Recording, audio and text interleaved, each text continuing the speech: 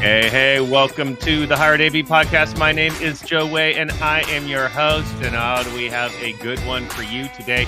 And this is, because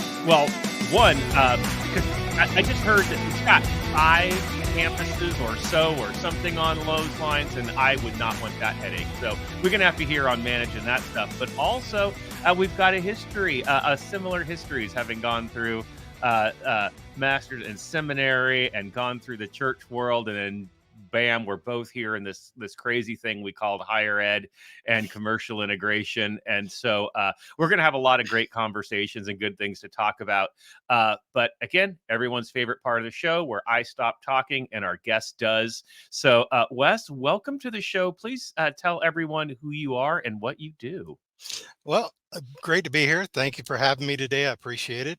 My name is Wes Redman. I'm the Director of Production and Educational Technology Services here at Lake-Sumter State College here in Central Florida, in beautiful Lake County, Florida. So I get to serve under a great group of people, and I'm really just excited to represent them here. Yeah, and so you have quite the long title. Okay, so Yes. and so I had Jeff from Clarkson University this last week, and he had a long title too, with a lot of things going on. So explain, like, what does a day in the life of you look like with all the different areas you oversee? Well, I'll go back in the history. When I started here years ago, it was one position, and that was the master audiovisual technician, and that was me. I got hired Master. on. Master audiovisual technician was what they called it back then. Oh, Then we went through some restructuring, and they just renamed it to audiovisual technician. But over the years, I've been able to grow this area that we've been transforming. Uh, we started, like I said, with just myself in this area, running 3 campuses at the time, where I would have to travel between all locations to pick things up. But over time, we've been able to hire some more full-time staff in the education technology area, or audiovisual.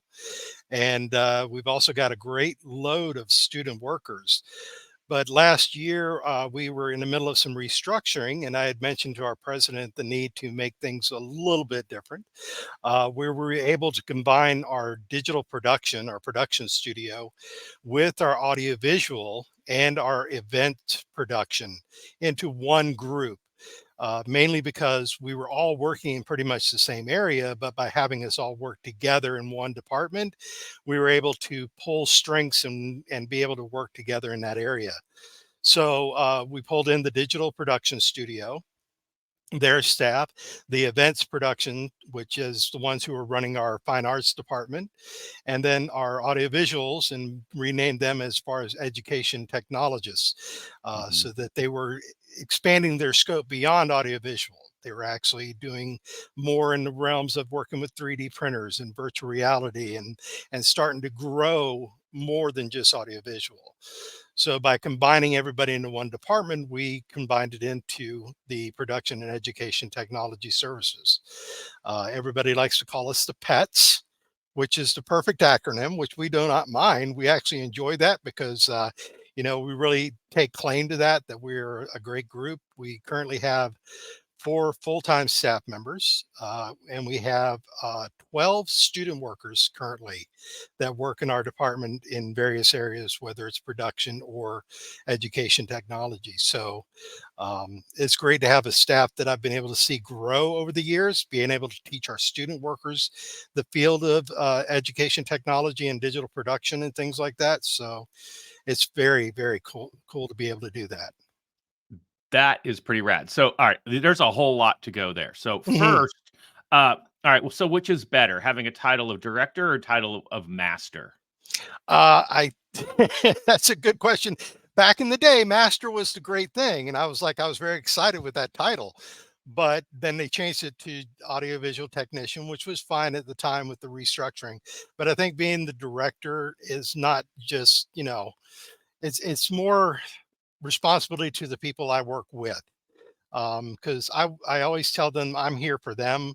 I'm not here to tell them how to do things as much as trying to support them in what they do. because I want to be able to give them what they need to make their job successful. So if they're needing supplies or technician or help or services or something like that, I'm there to help them with that. That's part of being a director in this area. Yeah, I'll give you that, but we know the real answer is master. But that's okay. That's okay. Because Yeah, I yeah. wonder if I could talk my boss into changing my title from executive director Master to director. executive master. That would be there you go. That's what Um, you need to do, is change it up a little bit. I like it. Mm, But you are right. I mean, that's the difference between, being kind of the individual contributor where you're doing the stuff, even at a senior level, master level, whatever. Um, and to moving into management and direct and it being a director where you're actually managing and directing people more than you are stuff, right? You're mhm, leveraging processes rather than things in programming, right? We might touch that, and it's good when we have that ability to speak the language of the people that we're leading, but really we're dealing with people and all of that mhm. stuff, right? That's Yes. really the biggest difference with that. So bringing everybody in, and I'm going to ask this question is a selfish one because now my new role at UCLA has me overseeing the events team as well as the classroom support team. So I'm just going to start asking advice here. See, this is the best part of having a show where I get to ask questions and I get content out of it, right? And so no, so talk about like when you brought in the other team and you brought in the events team and you brought in the production team and all that. How did you go about? What is your process? And I've been hearing this a lot actually since COVID. That a lot of classroom teams are joining with events and joining with kind of even streaming and those types of things. And it just happened because of COVID made us do a lot of Mhm. stuff. What was your process? How did you go about that? How did you create the synergy of your teams so that they actually saw themselves as one team? It was really just a change in mindset, that we're not looking at each other in our silos, but looking at us in one full group. Because, when you look at AV technicians, you just see somebody who comes in and replaces a bulb in a projector or fixes a microphone in the classroom or something like that. But what I was really hoping to do is expand beyond that with everybody, to get them to understand that, we're more than that. We can do a lot more. And being part of events production helps them understand more of the structure of being able to do larger things that we do, like our commencement we have coming up, doing things like putting together a portable LED wall for the background to be able to have that put in, how to wire it all together, how to do all those kind of things. And with our digital production, creating backgrounds and videos that feed in and work with those environments. So it was, when I have my team meetings with my leadership, it's, letting them understand that we all work together. If we need to pull from one area to the other to help things out, they're there to do that. And that's what I love about my team, is that they never sit back and say, "Oh, that's not my job," which is fantastic for the group I have. They actually are willing to do whatever it takes to make sure it happens. Mhm. And with event production and audiovisual, because when we're doing events, we're running audiovisual.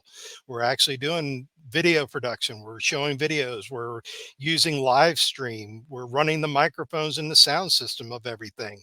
So our backbone part of that structure really helps make sure the events are successful for everybody that's involved. Yeah, 100%.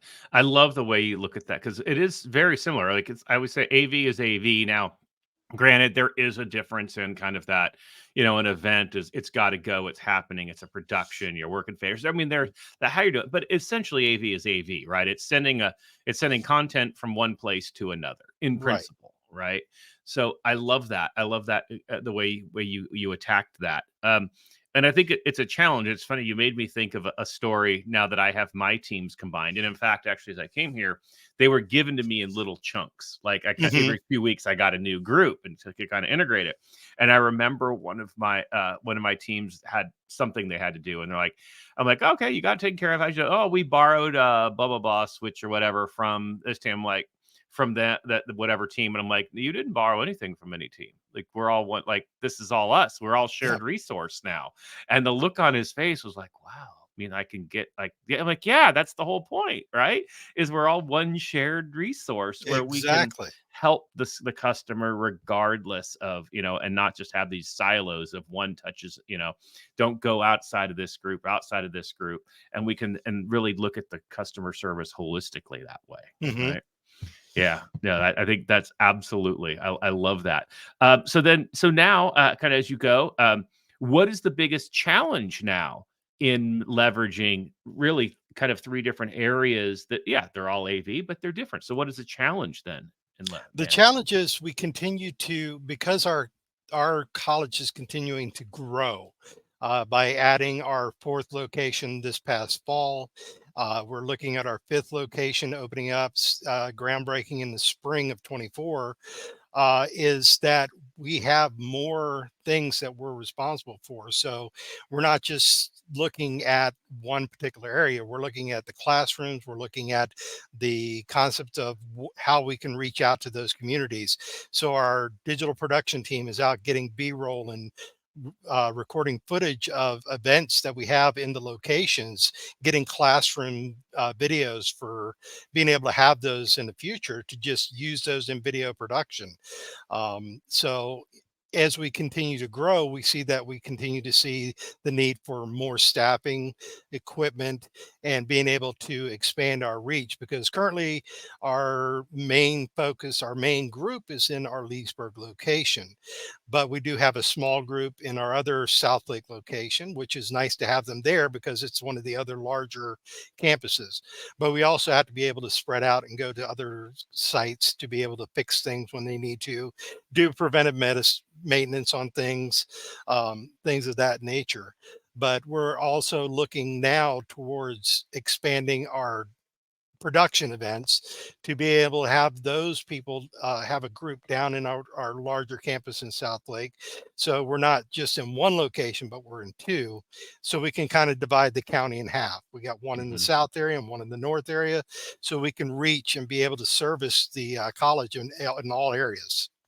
Yeah. Oh, and of course that brings up a whole other challenge managing teams in multiple locations, and just making sure you get a similar customer experience throughout those too. Yes.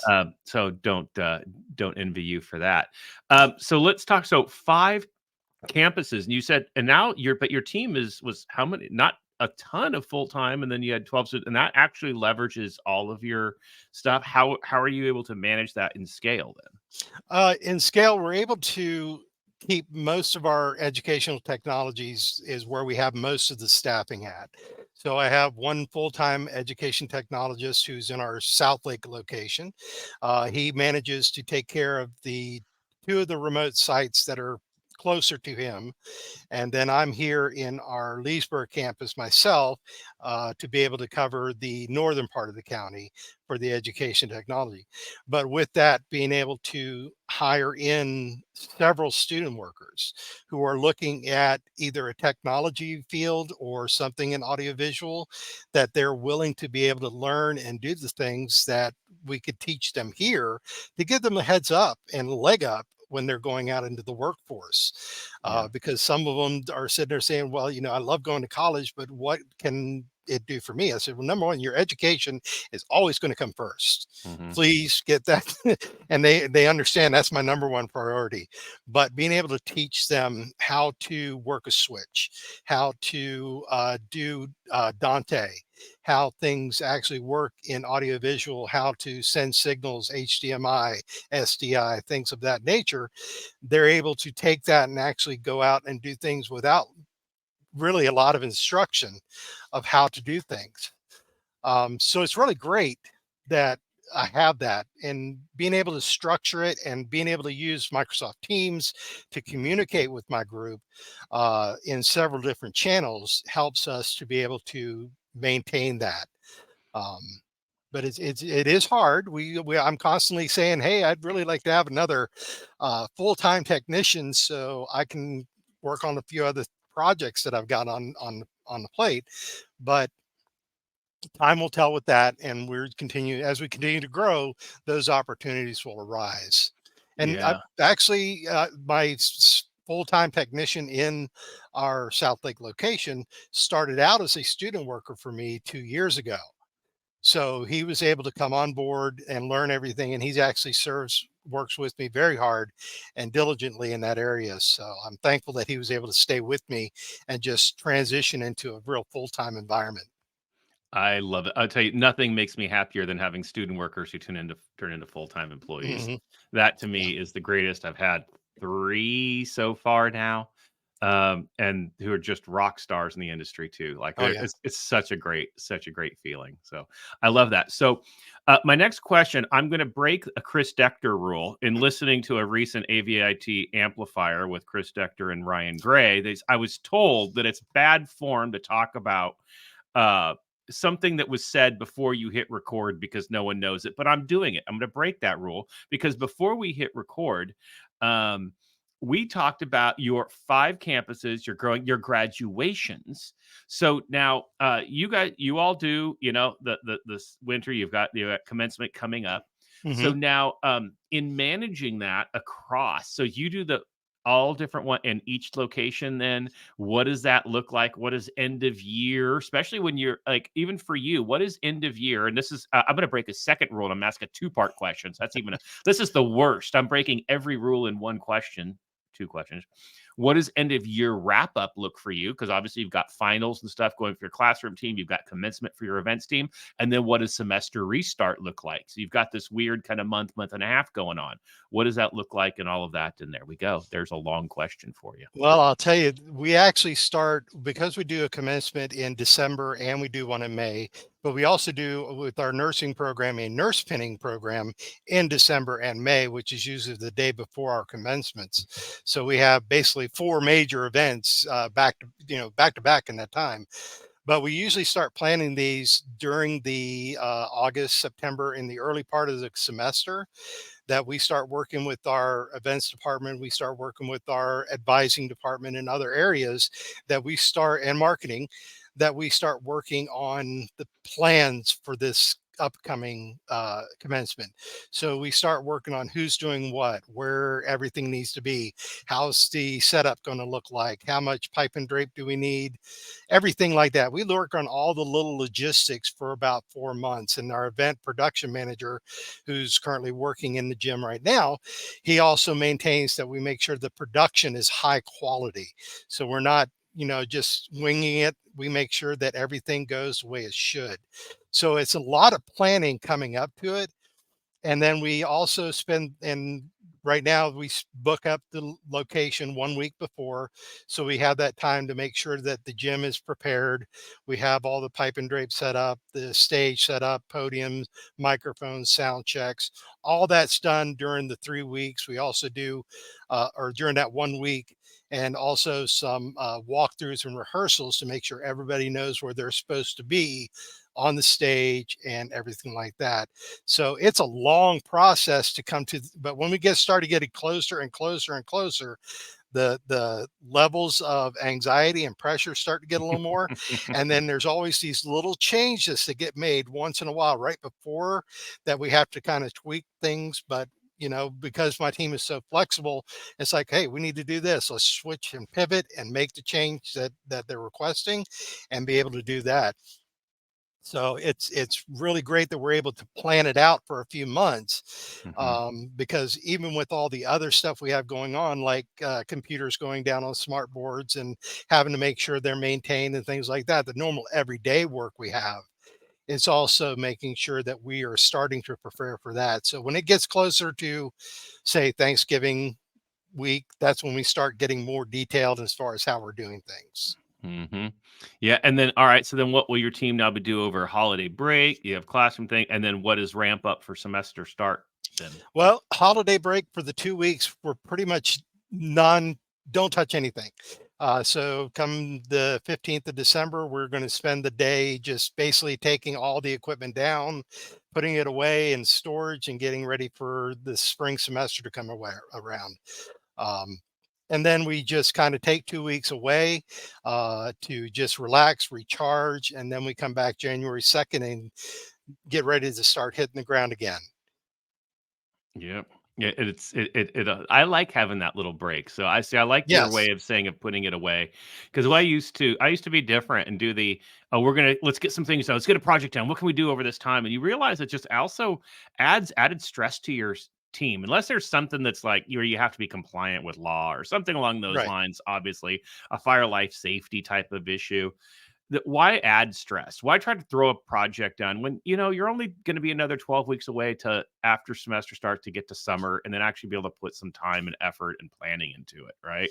Right, exactly. So, I want to make sure that when we have time off, when the school is actually closed, that they're refocusing and spending time with their family, with their friends, and they're enjoying that time together and just being able to relax.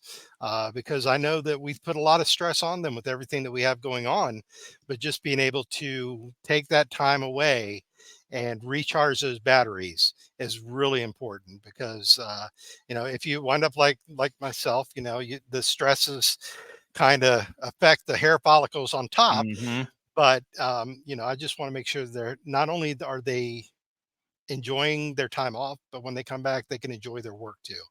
Yep. Because I want them to enjoy being here as much as anything else.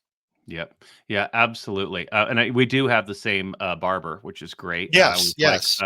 Gillette. besides, yeah, besides having the barber in common, there's some seminary stuff. We haven't gotten to your history.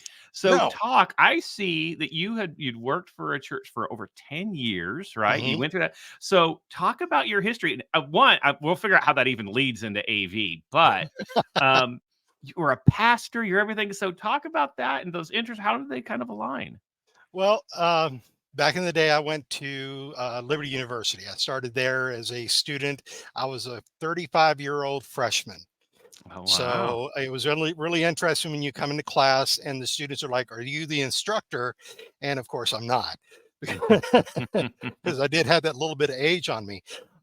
But during my time there, I was able to start working as basically just being like a student worker in the church atmosphere, just working there and helping them with events and things like that they had at the church. And eventually it led on to a part-time position, and then it turned into a full-time position where I was working in actual ministry work. And it's always ministry no matter what you do, Mhm. but being able to work in the Sunday school classes in the men's ministry and things of that nature. But during that time we were transitioning over to a new database system for our membership roles, and everybody was kind of like, "I don't know what to do, I don't know what to do." So they looked at me and I said, "Well, I can take this on and transition over to the new database system." So I spent some time working with them and doing things like that I was able to, uh, even with the ministry and classwork and everything like that, working towards that IT area. Because when I was a very young lad, my dad taught me on computers and how to do things, how to program in BASIC and things of that nature. So those experience actually transitioned to me understanding a little more about the database Mhm. side of things. And over time, I really transitioned out of the adult ministry area and into the IT department and became the assistant director. So I was actually running the systems administration and doing things of that nature. And with that, I was able to work with a lot of new people in the media area who taught me a lot of great things about how things work in the media area and AV, how to use a Crestron device, which was always terrifying back then. I'm sitting there going, Crestron, I have no idea what Crestron is, and learning that kind of stuff, learning how Mhm. to do Pro Presenter, how audiovisual works, and things of that nature. Um, but even with my degrees in ministry, it serves me well in that I'm able to use that to talk to people better and Mhm. communicate with them more on a level that, I'm not having to use that as a disadvantage, but more of an advantage in my Yeah. my history. So, working at a mega church that in Virginia for so long, and working with the great staff there and pastors and everything like that, even serving as an associate pastor, it was great training field. but it Yeah. was eventually time to move on. And I did spend a couple of years away from ministry and not even in AV, just spending a couple of years working at Disney World of all places, That's rad. working in a parking lot just for 2 years because I just needed a little mental break. Mhm. But coming back and getting started here at Lake-Sumter State College was a rejuvenating process, and being able to actually make a difference in the lives of our students, our faculty, our staff. And it's been just a great ride. Yeah, and I think you hit on something extremely important. And I feel it too, because, I spent most of my career kind of in the entertainment industry, Mhm. business development, and then moving into, being a tech director at a mega church too, right? Or really two mega churches here in Orange County. And it was really kind of like life changing because all of a sudden you realize that like the same skills can now be done for a purpose and a different purpose, right? And being able to help that it's almost like, yeah, I was getting paid, but it's like, don't tell my boss I would kind of do it for free. Um, but it even helped with that move when I moved from, Saddleback Church into going to Cal Baptist University, right? So Mhm. now I'm, it's kind of that crossover into higher ed. It was a nice bridge for me, right? But Yes. it was that difference of going, wow, there's a difference between using your skills then for a different purpose. And I think, where the church and obviously you're there spreading the word, right? There's an obvious the purpose there is obvious, right? But it's still about helping the people. And then you come here to higher ed and you realize now there's still a purpose. The students in that classroom, the knowing that we have an opportunity to truly impact lives, and we don't always see it because you think, oh, it's just another. A lot, or I mean, our lives are centered around complaint calls and fixing gear, right? But you Right. realize that, but it's those things that help enable the next generation in the future, and that to me is really what I love, and can even take those same principles of moving from a Baptist college to USC to UCLA. It's that mindset of service Mhm. never goes away. And it's one thing I really, really wish a lot of our vertical really understood that we are, and to even almost go back to my business terms, we're in a customer service industry. We're not in a tech industry. Right. Technology is just the medium we use to serve customers, right? And so talk a little bit about that. Your thoughts on that? Well, I agree completely. Service is where we are. We're a service industry, and part of that is customer service. Sometimes, and when I'm doing interviews with whether it's a student worker or anybody else who's coming along, one of the things I ask them is that this is a customer service based environment. How would you handle, or how have you handled a bad customer service experience? Hmm. How did you respond to that customer who was irate at you and not happy at all? How would you respond to that? And how would you respond to a good customer service experience? Being able to Hmm. understand, there's good and there's bad, and being able to respond to both of those in time. Because I want my student workers, my staff, to be able to be there for the faculty, the staff, the students, so they're sitting there saying, "Hey, I'm here to help you." Yeah.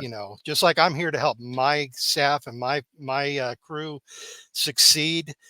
I want them to be able to understand they're here to help the rest of the college succeed. Yes. Yes, absolutely, absolutely.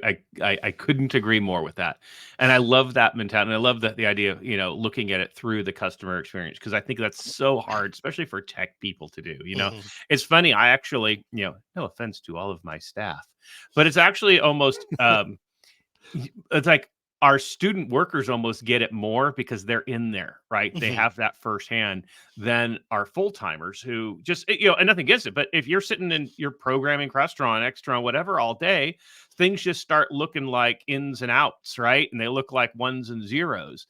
And so that's where I always like to even tell my team, go work in the cafeteria one day. Mhm. Like just sit there, go to the study hall and just bring your laptop and work from it all day and just watch, right? Right.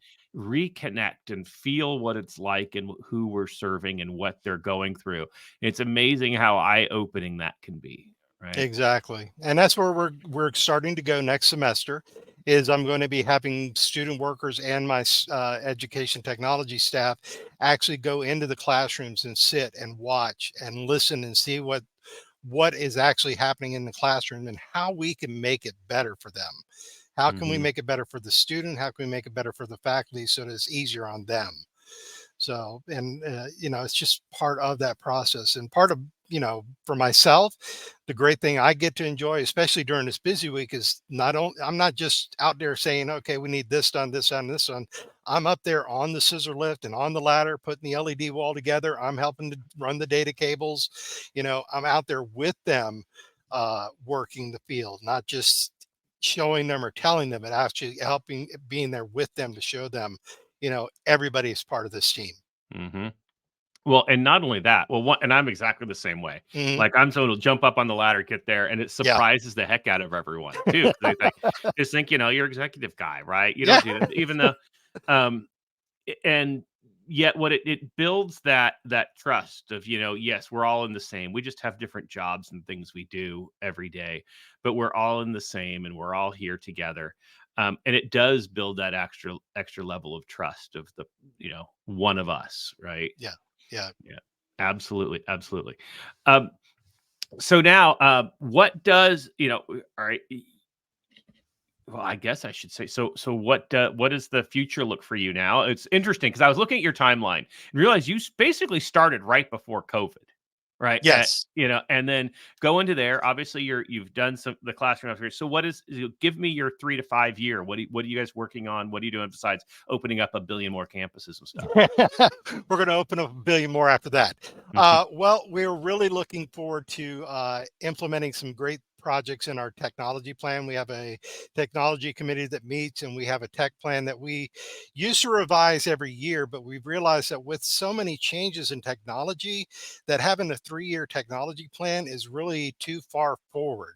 So we're Mhm. actually revising our plans to be able to do it on an annual basis.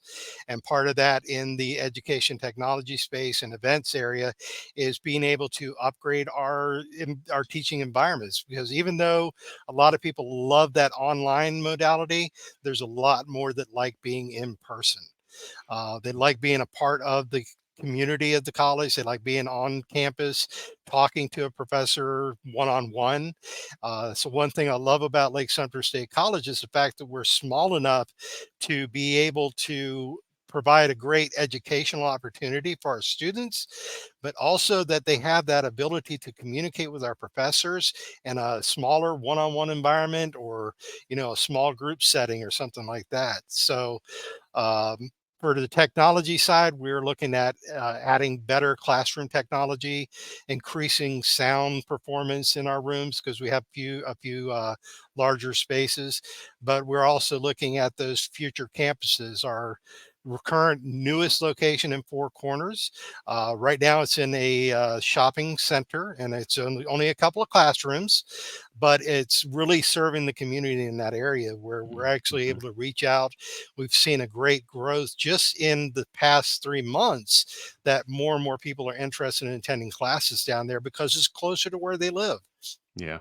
And that's what we want to do. We want to get to where they live and help reach out. So we're also looking at a 5-year plan to expand down there in another location that is part of the library system. So it's never going to stop.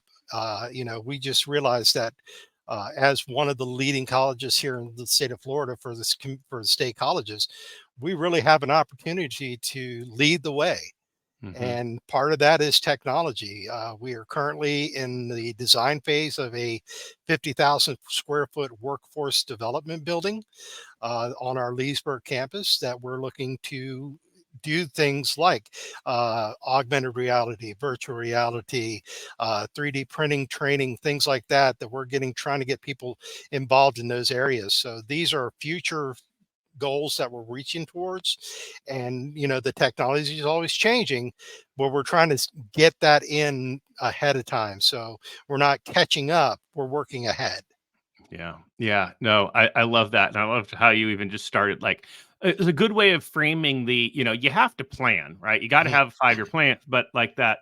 I always say that to everybody who goes that here's what our technology plan or our refresh cycle plan is, and those types of things going. Yeah. So everyone who wrote a 5 year plan in 2018 or 2019, how well did that work out for you? Exactly. and Um, and with the COVID, when it came up again, I was here only like even I started in August 2019, and by March of 2020, we were in COVID and we were shut down, Hmm. and we were not allowed back on campuses. But once we were, we started working on that plan in 2020 on how we're going to continue to reach our students, how to reach our faculty, and be able to change our modality into that Zoom and Hmm. Zoom technology and things like that. But as time has gone by, we've been able to have everybody come back and welcome them back, and we've got the technology here ready for them. Yeah, yeah. And now I think I love the way your outlook is because now it's like we're planning, but we can be flexible, right? We're planning for utilizing these emerging technologies, the VR, all those things, but knowing, hey, we got to work with what's going to work now, and then Hmm. keeping that vision down the line. I love that. Absolutely love that. All right, so now my favorite part of the show. We're gonna this has been great. I could just go on for hours, but we're gonna go to the rapid round of questions here. So Uh-oh. Uh-oh. I'm yeah, going to get so my thinking cap on. oh, look at that. Oh, wait, where's my sailor hat? I got my sailor hat somewhere. There we go. Okay, that's Um, okay. that all right, so no right or wrong answer unless I have an opinion of my own, in which case there could be a wrong answer. Just some fun questions that really mean nothing. Um, and first one, everybody gets the same first question, which goes against my rule that I don't script anything because I technically script one thing, and it's this question. And it's, higher ed is very unique. What is your favorite college tradition? My favorite college tradition is probably going to be homecomings. Hmm. Just being able to come back and see people again and visit with them and reconnect. That's Yep. always my favorite. Yep. That is one of the top answers. It's always either homecoming or football days and commencement. So there you go. You named one of the top three. I think homecoming is good because that's where you just feel people's pride in what they Yeah, are, and to come back. It's that it's almost like when you see people come back, and especially when they come and visit you or see whatever, or it's like, oh wow, I actually impacted, and know that we did impacted someone's life because they wouldn't come back to homecoming if they weren't impacted by it in a right. positive way. Exactly. Yes, absolutely love that. All right, so since I said usually one of the answers is sports of some side, and you're in Florida, so I have to ask you, since this is a hot topic at the time right now, did Florida State get hosed by being left out of the college football playoff? In my personal opinion, Uh huh. yes. Yeah, that is Only impressive. because, they were undefeated. And for me, it's like, a quarterback is hurt, but you've got other quarterbacks. You shouldn't punish the team for one person, but it's just me. I agree with you. See, I totally agree, and I would have given them props for still finding a way to win Hmm. with a third string quarterback, where most teams would lose and just go, well, see, because we lost a quarterback, we lost, But to And me, it's really unusual to see an undefeated team not in those final in the top four. yep, See them a little bit below. It's kind of like, okay. yep. All right, we're in agreement there, so that's good. All right, so now next, so let's say I love the state of Florida. I get out there often. So let's say I were to come by and visit you there. Where are we going to eat? What are we having? Food is Oh the my big part of this. goodness. What are we doing? We're probably going to go to Tijuana Flats, get a nice burrito, big large burrito with the queso on the side, Mm, and that'll be the meal in itself. And maybe we take a trip down to Orlando and check out some of the theme parks or the attractions down there because there's a lot. It's only an hour away, and my wife and I, we actually take time out on our own to get out to Orlando and see other places that are just outside of our little circle here. And our hmm. friends on Facebook are always like, "Hey, we see you guys eating this and doing that. What do you do?" It's like, well, you need to get out of Lake County a little more often, do a little traveling, and then you'll be able to see a lot more. Yeah, well, and if you're only an hour away, I love that. I love that because see, actually, same with my wife. Like we live in Orange County, South Orange County, so we're really, and like you see, I was in LA, right? So Hmm. we're an hour and a half away, right? My Right. commute is that daily. But when I tell her, "Oh, let's go do something in LA," she's like, as if we're going to Egypt, right? Like, no, really, it's like it's my daily commute. Okay, this Yes. is not far for this whole, to go see a show, to go do something, to go to this new Yes. restaurant or whatever. But yep, nope. If it's not within, as soon as you get on a freeway, my wife is like, nope, it's too far. Yep. I'm there. I feel you. All right. So speaking of which, and speaking of Disney, you did mention earlier about a little hiatus between roles. Yes. So what was the most valuable thing you learned while working in the was it parking area? You have to I get to what you did, and what was the most valuable lesson you learned? I worked at the Disney's Hollywood Studios parking lot. I worked there for a couple of years, and it was a really, even though it was an unplugged time for me, it was a lot of fun. Because I got to meet some kids in the college programs who come to work at Disney for a college semester to get some internship time, and training them and teaching them how to do things, and just seeing the young people come and go. It was great to just be able to see them uh, flourish and grow. And I still keep in contact with a bunch of them at this time. And it's nice to see them getting married and moving on with their lives. And some of them met their spouses in the parking lot of all places. So it's kind of nice to see them do those kind of things. Hmm. All right, I like that. I like that. I could, I was when you mentioned, I was like, I was almost jealous. I'm like, I want a time in life. I did take a little bit of retirement time after, you know, after working in the entertainment industry and before going to House of Worship. Yeah. But it's like, It's wow, just to do that be so it's awesome. great. It's just definitely parking lot in the summertime is probably one of the worst places you want to be. But even with the 95, 100-degree heat, it was really a lot of fun. It's not the heat; it's the humidity. That's what they It said. is The that old too. Floridians say all the It's time. it's both, especially on blacktop with sneakers melting under your feet But at least you get It's a Small World playing in your head all the 24. all the time. All right, so now let's keep backing up then, and let's go. So, what is that piece of kind of pastoral advice that you would give to listeners to help them be more effective in their current roles?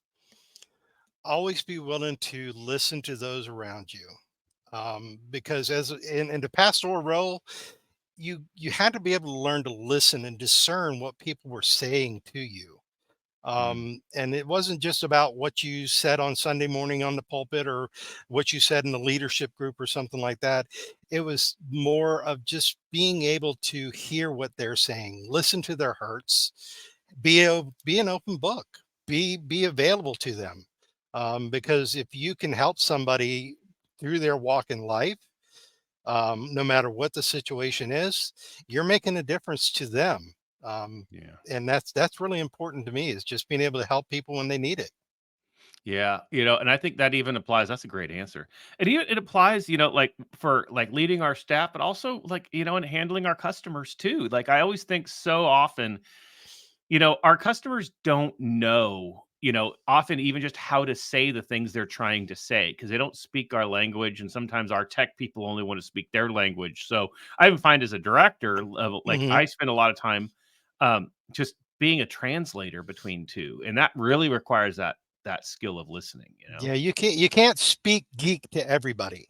You can geek out with your close friends in the workplace and those who are in the industry, but when you're trying to make something understandable to those who have no clue what a computer is, then you just kind of have to be able to be open and listen to their problems. Yep. Yeah. No, I absolutely love that. Absolutely love that. All right. So the very last part of the show here, and this kind of puts you on the spot. Hmm. So turning the tables here. So this is just give me a minute. You get 1 minute. It's a soapbox time. 1 minute, and it's plus or minus. It's not exact. I don't time it to talk about anything you want to talk about. If this were your own show, you can have a soapbox minute, and you trust me, people have been all over the world on different topics. There would be nothing that would surprise me at this moment. So, and you can have minute talk about whatever you want, and your time starts now. Need to be able to understand that technology is always changing. It's not all about the LED walls. It's not all about the pretty show. It's about the people you work with. You got to be able to work with the people. You got to be able to help them, and you got to be able to do it in a smart way, with everything that you've got going on. Uh, be able to unplug, take Mhm. time away, relax, enjoy, because this isn't everything. There's a lot more to life than just what you've got going on in front of you. See the big picture around you. That was great. That is great advice. I need to take that one because I'm the worst at unplugging. Uh, and that's what people and I think is I have no excuse. I'm horrible like getting back to people when my schedule like lines up with tons of things, and people are like, "Oh, you take time off?" I'm like, "No, I was just Yeah. busy. I didn't get back to you, I and I mean, was I busy." I'd like to take a little more time off, but I know that my schedule with the time we're unplugging for the end of December and things like that, it helps me that way. But I like I told my wife, I said, when it comes to commencement week and the week before it, don't even look for me because I'm going to be Mhm. late every night. I'm going to be on the weekends. I'm doing everything. But after that's over, then I'm back to being, regular me and being able to do what I need to do. 100%. Yep, 100%. Well, Wes, this has just been so much fun talking to you. Thank you so much for coming on the show. The last and most important question is how can people connect with you and get to know you if they want to be able to do so? Well, of course, LinkedIn is available. You can look for me. It's just Wes Redman. I'm out there. You can email me at redmanw@lssc.edu. And you can reach out to me that time in email. I'm on the HETMA uh, group, so you can also reach out to me that way and chat with me. I'll be glad to talk to anybody anytime. I email back and forth quite a bit with people. So I'm here. I'm glad that I'm thankful to you, Joe, for allowing me to be here. I was again very shocked. I was like, "Whoa, I get to," and my president was very grateful that I was able to do this to kind of represent Lake-Sumter State College. Yeah. Now, to your president, what is her name? Her name is Dr. Heather Bigard. She is our first female vice president, or sorry, our first president of the college. She's the seventh president of the college, first female president, and she is an amazing person. Getting to know her in a professional field and personally being able to laugh with her is just unreal. In some colleges, you may never meet the president of the college, but I'm thankful that I get to come up and knock on her door and just say, "How you doing today?" That is awesome. So I will say, Heather, from one doctor to another, if you're listening to this show, hopefully you are, because look at the great things Wes is saying. You have a rock star there, double his salary. No, I'm just well, actually, you know what? Yeah, why not? While Why we're not? talking about it, let's do it. No, you have a rock star. I'm so impressed. It sound your school system just has ever I couldn't sit here. I was here for over 45 minutes, and there was not one thing I would, disagree. Like this was everything. I loved your prioritization of service and support to everybody, regardless of the modality of what's happening, and that focus on the students is just so amazing. So thank you again, Wes, and it has been a pleasure. And of course, I want to thank all of the guest listeners. Make sure you do connect with Wes. You can find him on the HETMA site, find him on LinkedIn. And of course, HireAV at HireAV on all the socials. HETMA_org on all the socials. And of course, as always, none of the opinions expressed here are necessarily those of our respective institutions, sponsors of the show, really, these are our own opinions. And if you did not like any of these, well, there might be better ones next time. Thanks, Joe. Thanks. Hold on while I lose